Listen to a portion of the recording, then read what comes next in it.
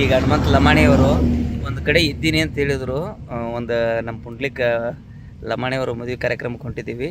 So ಎಲ್ಲಿದ್ದಾರಂತ ಒಂಚೂರು ನೋಡ್ರಿ.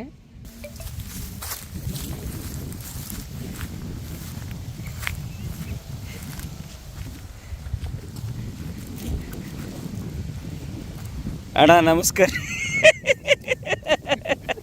ಇದೇನಿದು ನ್ಯಾಚುರಲ್ ವಾತಾವರಣದೊಳಗೆ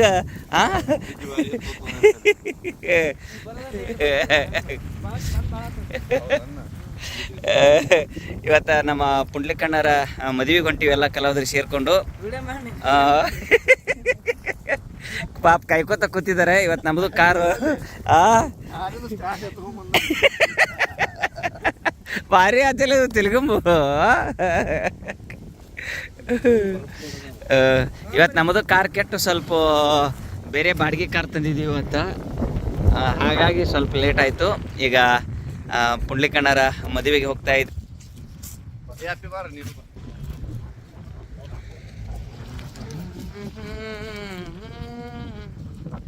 ಹ್ಯಾಪಿ ಮ್ಯಾರೇಡ್ ಲೈಫ್ ಪುಂಡ್ಲಿಕಣ್ಣ.